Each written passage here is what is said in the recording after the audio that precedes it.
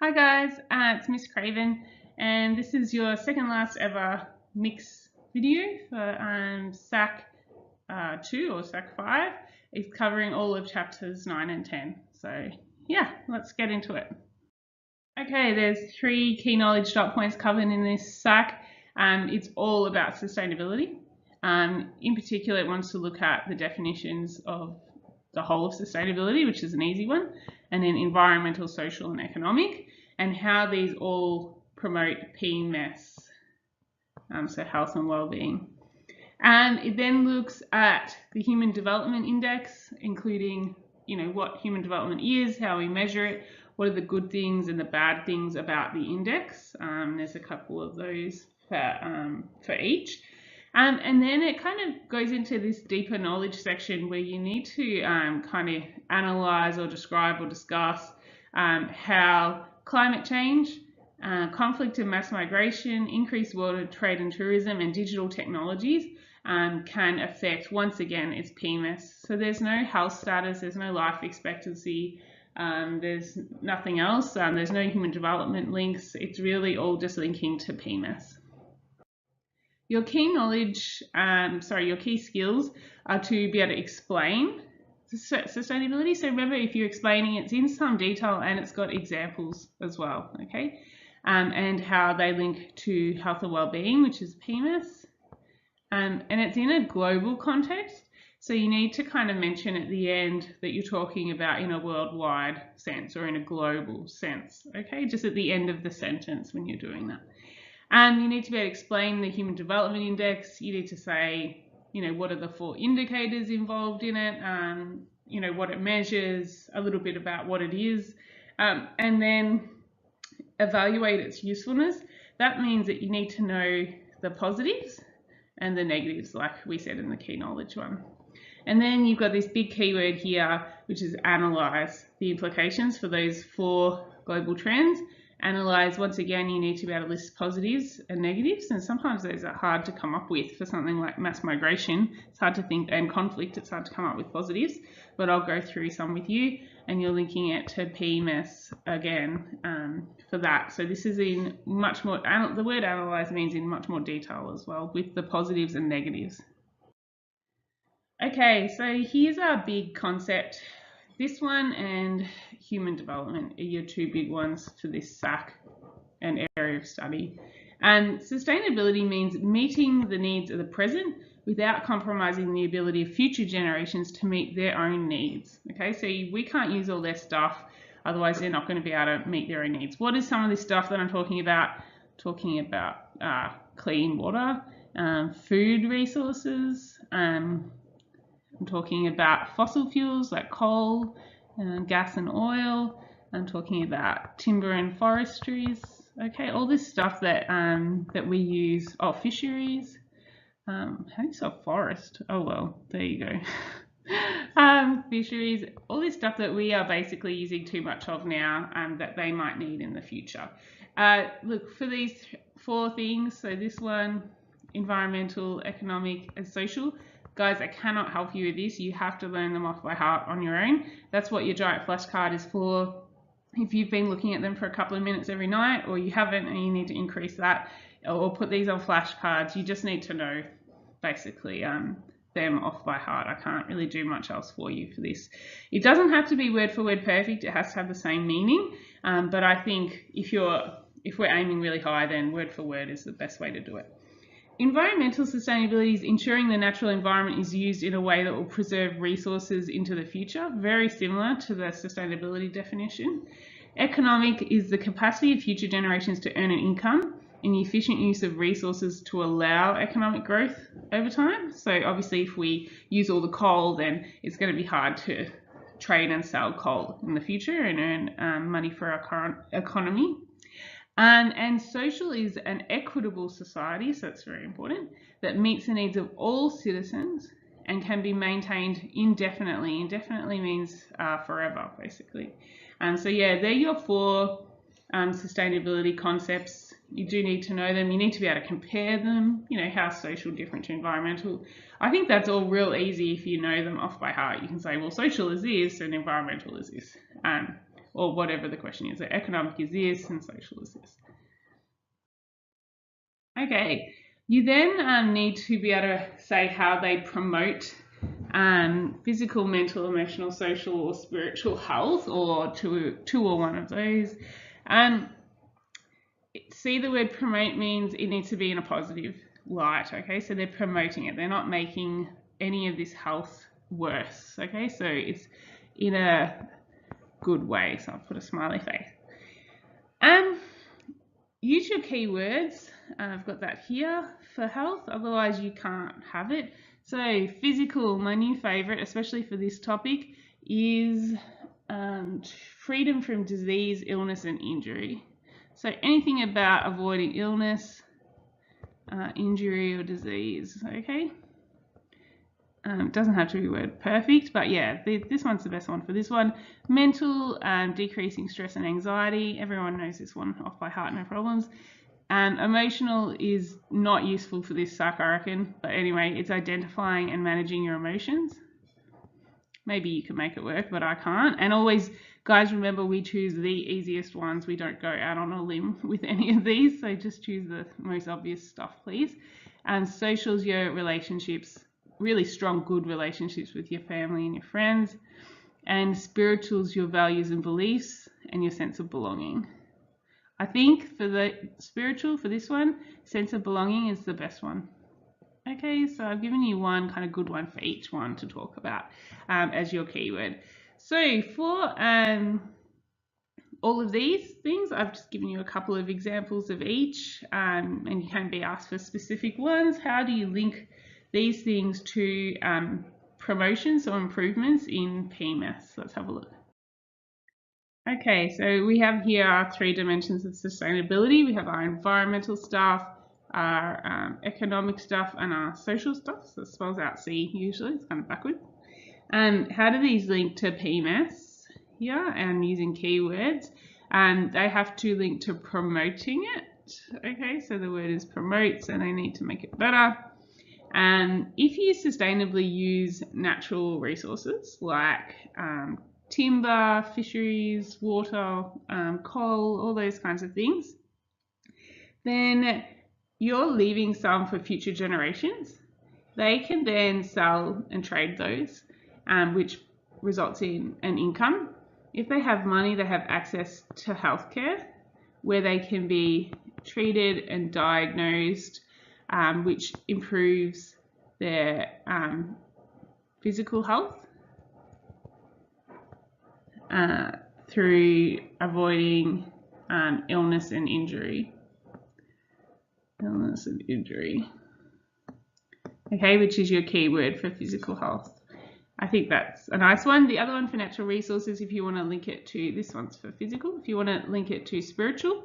And then if we protect natural resources, we also protect a lot of natural environments for people for their cultural traditions. So I'm thinking about Indigenous Australians as well.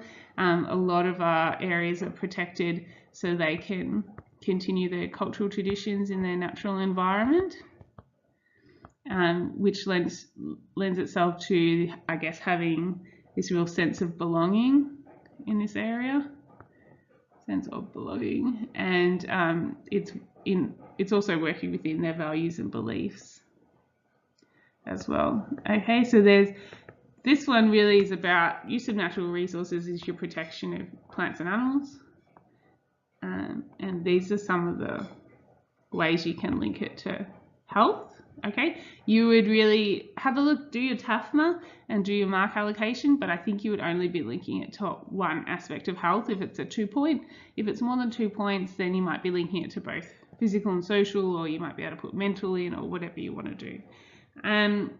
This one here, this spiritual one about having the ability to practice your cultural traditions in natural environment, that could also link to obviously mental health because it could relieve stress and anxiety around that as well. So there's a few things like that. People also recreationally use forests and natural environments for, social and physical fitness. So there's actually quite a lot of stuff you could do that. With climate change, we're really talking about these natural disasters, like in particular hurricanes. They increase because of increasing climate change.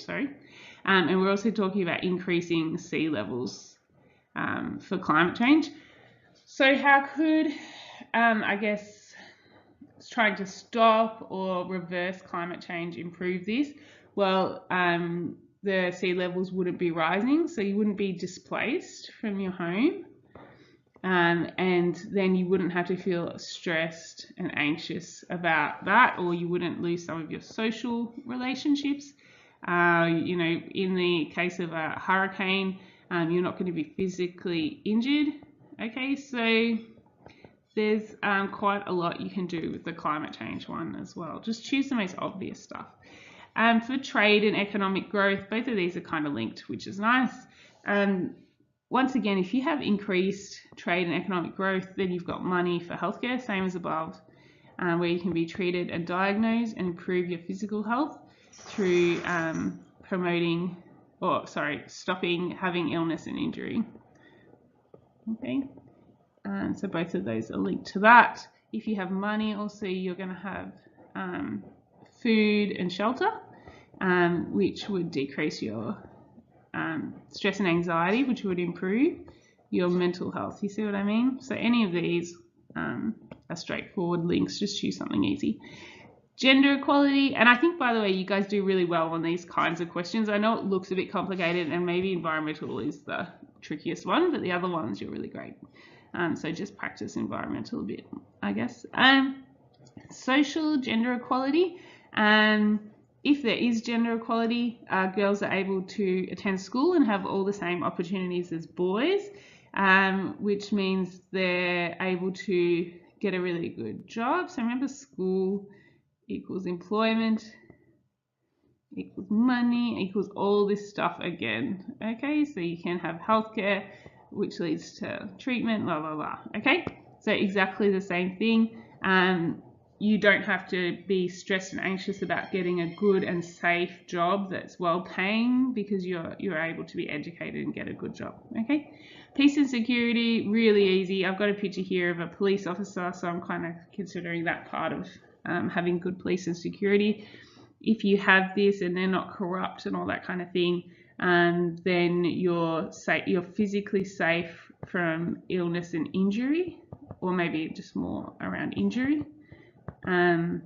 You're not stressed and anxious about your physical safety and protection and all that sort of thing. Yeah, there's quite a lot that you could talk about for that one. So yeah, sorry, this is a messy page.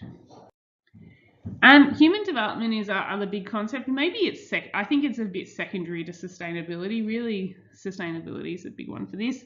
You don't need to know this off by heart, but a few key things that are good to remember is that it's about this reaching your full potential.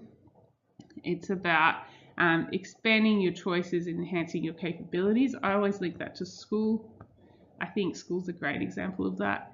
And decent standard of living is not bolded, but it's a good one for this SAC. So basically, I just want you to have an idea about what human development is. You don't need to know it off by heart. Just a couple of the elements would be good. And really the reason why you need to know this is because the key knowledge dot point about Human Development Index is how you measure this thing. This is a pretty crazy thing to try to measure. It's not like life expectancy that has a number, or mortality or infant mortality.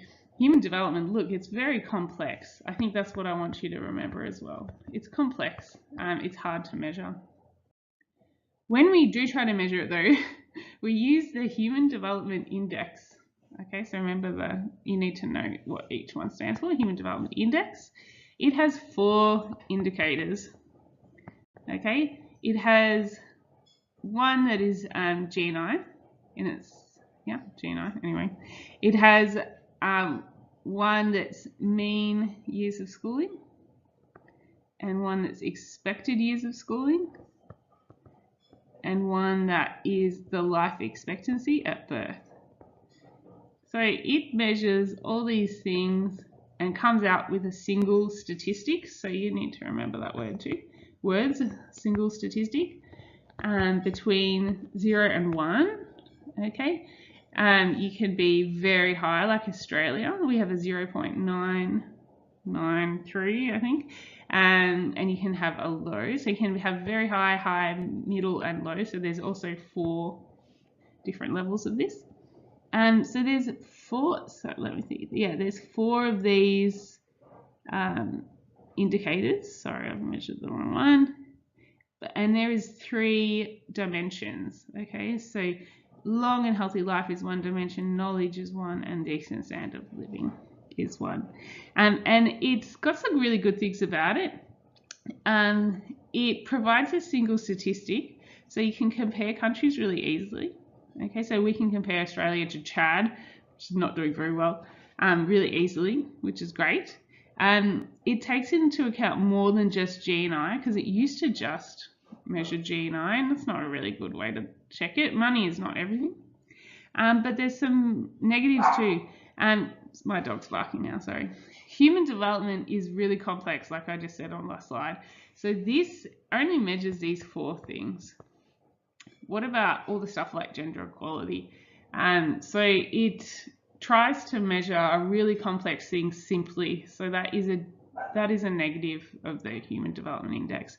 And the other disadvantage is that when you're collecting this data on these 4 things, it's not always reliable. You know, collecting the data itself is really hard. Going into some of these countries, you know, like China and other, like North Korea, these are really secretive places. The data's not always reliable. Okay, so something about the data not being reliable, and it's hard to actually get that data. Some countries we don't have the data for. We have no idea what the mean years of school year actually are. People are not telling the truth. You've got a new key skill, and it's called analysis. Analysis, the first thing you do is tell me a bit about the thing. So describe, only maybe 1 sentence or 2 sentences, describe it. So for climate change, you'd say, you know, climate change has occurred because we have, you know, increasing temperatures due to burning fossil fuels and then being trapped in the atmosphere, you know, carbon dioxide, which is heating up the temperature of the Earth and resulting in increasing sea levels and increasing natural disasters like hurricanes. So I don't know, that's a long one. I really like climate change. You can do a short one. The second thing you do is you say some of the positives about climate change, which is really a weird thing to do, and then you say some of the negatives, okay, and how both of these have to be how they're impacting on PMS or one of PMS. Okay, so that's how you analyze something. So for climate change, yeah, I just did the describing part. Some positives we decided were that it, you know, the fact that climate change has happened has rallied the whole world to make changes to improve the environment. So there's a real emphasis now on like green energy and, you know, the plastic bag ban, and it's really kind of increased our awareness of how humans are impacting on the environment. The other one you can say is that in a hurricane or a really bad storm, it really brings the community together to help each other. So that's, and that improves your social health, I guess. And the first one might improve around bringing attention to climate change issues, might be your spiritual health as far as your purpose in life or your values and beliefs. So that's kind of how you're going to link it. Okay, so you could just do one of these, just check TAFMA again. If it's more than 4 points, do 2. If it's 4 points or less, just do 1.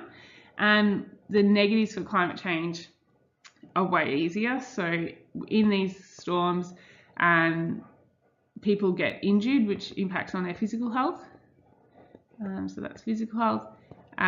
There's also displacement. Their homes could be ruined, which would impact on their mental health and their social. Okay, with conflict and mass migration, so if you're analysing, you start by describing kind of what it is. Okay, so since 2001, violence and what was I going to say? Violence and conflict have increased.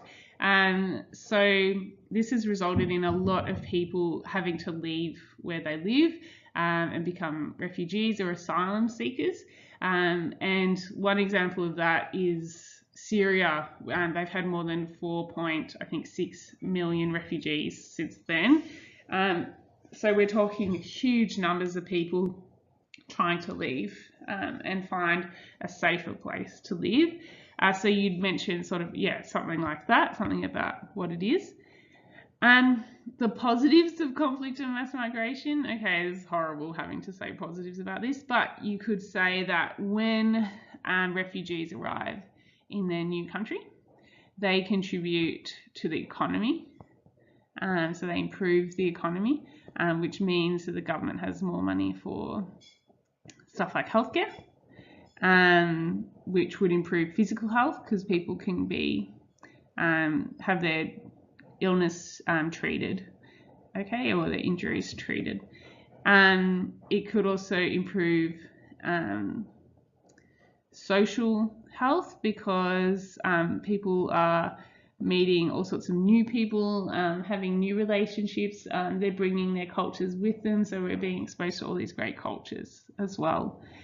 And the other one that we talked about as a positive was that they're able to escape, a really dangerous war-torn country, which would mean that they're not being hurt in bomb blasts or gunfire or anything like that. They're avoiding injury, which would improve their physical health. I won't lie to you, I find it really hard to come up with two positives to conflict and mass migration, but we have to, so we'll just use those two. Okay, two negatives is obviously having to leave your home would definitely impact on your sense of belonging, so your spiritual health. It would impact on your social health because you have to leave your family and friends behind. Oh gosh, it impacts on a lot of things. Hey, you could, if you are in a direct conflict, then your physical health, you could be injured or become ill due to contaminated water and things like that. World trade and tourism. And so world trade and tourism, basically we're talking about selling things globally, and that's the world trade part, and that has become a lot better since we've had technology and the ability to communicate and sell things on the World Wide Web. Tourism, lots and lots of countries, including developing and low-income countries, have got really strong tourism. Sometimes the people involved in that can be exploited though, so it can make money for the country, so it can improve the GDP, but there can be other issues around it as well. Positives are a little bit easier. So if you're talking about world trade or tourism, they're both, as I said, contributing to the economy, which is improving the GDP and GNI. Which means the country can spend money on things like healthcare and education. Healthcare, I'm just going to use this one through this whole SAC. Healthcare means you can be treated and diagnosed and not have an illness or injury. But if you're talking about education, then you can link that to things like social health, because they can have relationships with friends and family at school. You can link it to mental health because they're able to get a really well-paying job and then have access to food, shelter, and access to healthcare. And the negatives in tourism, in particular, you can have exploitation of the natural environment, so it can be ruined as they put in new resorts and stuff, but also of staff who can work for really low wages or no wages. Okay, and so yeah, there's this real exploitation of the people in these industries. It's roughly the same for world trade as well. If they don't have money, remember they can't have access to healthcare, food or education, and then you link that to one of the dimensions of health. So my old favourite, physical health, was being treated and diagnosed, or education and not being able to get a good job, which leads to stress and anxiety because you don't have access to money for food, shelter, or access to healthcare. Yeah, so that's how you do that one. And the last one is digital technologies. In this, I'm really talking about mobile phones, but laptops and the internet to a certain extent. But mobile phones are the easiest one. We have, when you're describing this, you can say we have increasing mobile phone network coverage in the world. We have a lot of people having access to information for the first time through the internet and through mobile devices in countries that never had that before, so Africa and India and all sorts of places, China to some extent. The positives are really clear. So you can get health information on the internet, on your device. You can be treated and diagnosed by an e-health doctor, which would improve your physical health because you're getting rid of your illness and injury. You could say you're more socially connected with family and friends, which improves that health as well. And the negatives are all around child privacy concerns. I said to you guys the other day, 50% of Vietnamese kids have been online with absolute strangers. There's a lot of pedophiles in low-income developing countries. So this information is readily available, like who they are, where they live. So they're at real risk of injury and illness through sexual assaults and things like that. Okay, and child prostitution and all that sort of thing.